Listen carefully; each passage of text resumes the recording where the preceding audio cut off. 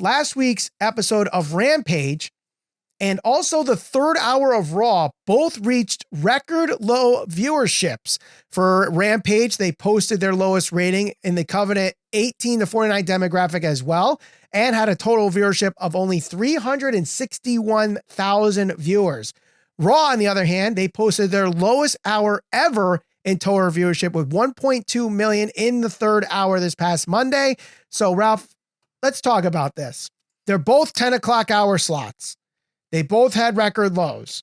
So you could easily go, oh, it's the 10 o'clock hour, but we've seen them do well in these 10 o'clock hours before.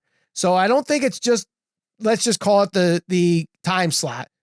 What does Triple H and Tony Khan have to do to improve the ratings of this third hour for Raw and the whole show for Rampage to get people watching at this time? Because right now, I think what's happening is either they have it in the notion that, all right, I could go to sleep, I could watch this on DVR the next day, or I could just watch YouTube clips, or they're just skipping it entirely because they feel they're not missing anything. And I think it's a combination of those two right now.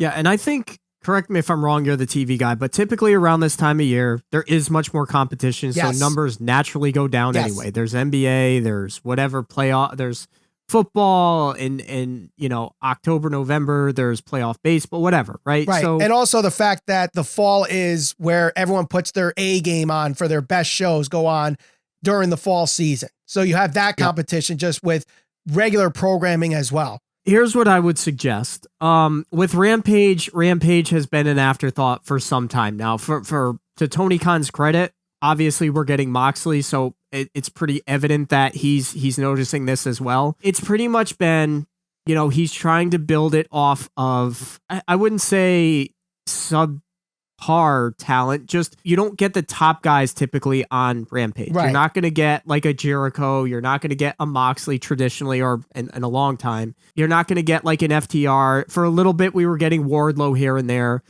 That show needs to be made to feel special again, because it's very obvious that Dynamite is the A show, and for whatever you want to call it, it's like the B show. I think they're doing something right by having Moxley back on that. If they truly intend to right that ship, they got to give the fans a reason to watch, and that means putting your better talent or the guys that draw the better numbers on that show. Right. For Raw, for me at least, it is a couple of things. One, I don't think they need to panic because, right around the corner is when typically WWE starts to get hot again, because the Royal Rumble is right around the corner. That means better storylines, better talent. You're probably going to have some returning talent.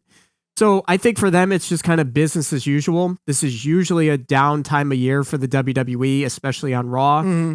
With all the rumors going around, I'm sure we're going to get more guys like maybe a potential Stone Cold Steve Austin, maybe The Rock, maybe Cody Rhodes. So they have people that are right there ready to potentially be on that show to help keep people interested. Now, I think the other thing that they kind of suffer from is, I know they intended for Seth Rollins carrying that US title to be like the number one title on Raw. The only problem is it went from Bobby Lashley to Seth to Theory in a very short period of time. Mm-hmm. If you want to help establish that title, I think somebody's got to have a longer title reign, especially when you're going to try to convince people that, hey, this title is equivalent to the Universal Championship or the Undisputed Championship, because Roman's held those titles for over 1,000 days.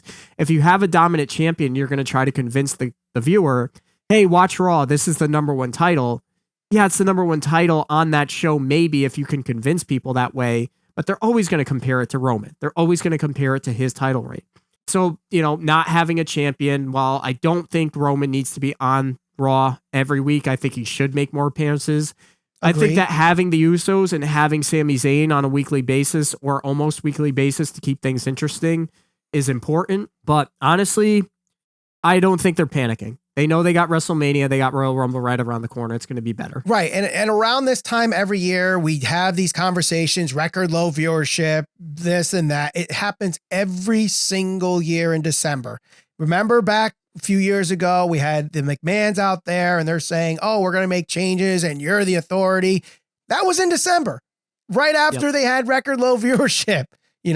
It's December. This is what happens. But I also think they do need to make some kind of change, because hour 1 and hour 2 do pretty well. And then there's this massive drop off in hour 3.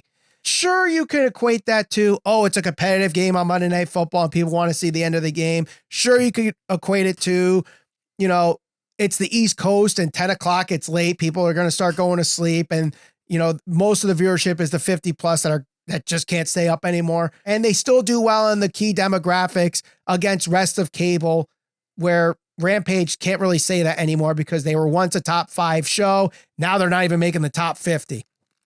But I think some of the same things can happen on Raw that you want to have on Rampage, because a lot of the third hour, you have a lot of recap, you have a lot of commercials, you have a lot of kind of not necessarily throwaway matches up until the main event, because you do see a little bit of an uptake in that last 15 minutes, whoever the main event is.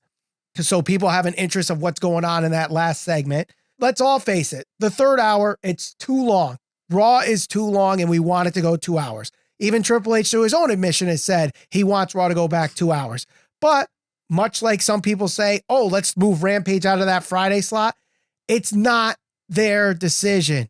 It is the network's decision. So until USA Network goes, you know what, we're done, we're making it 2 hours, it's not going to go 2 hours. Or if Rampage is like, you know what, we're done with you, we're going to move you to Tuesdays or Thursdays or whatever the case may be, it's not going to happen until the network says so. Or Tony Khan finds a new person, a new network to move Rampage to a different day slot. It's out of their control. And it's not as easy as, oh, let's give them more airtime. No, that's out of the table too. That again is not Tony Khan's decision. That's a network decision. So until Tony Khan gets that from the networks, you have to do something with Rampage now. Do you completely disregard Rampage and make it Ring of Honor that time slot? Maybe that's the way to go. Rebrand it. Give it a fresh new look, fresh new start. It's Ring of Honor show now. And maybe that's what we're going to hear this weekend at the final battle, and Tony Khan's announcement or news regarding the TV is that Ring of Honor is going to be weekly on that slot instead of Rampage.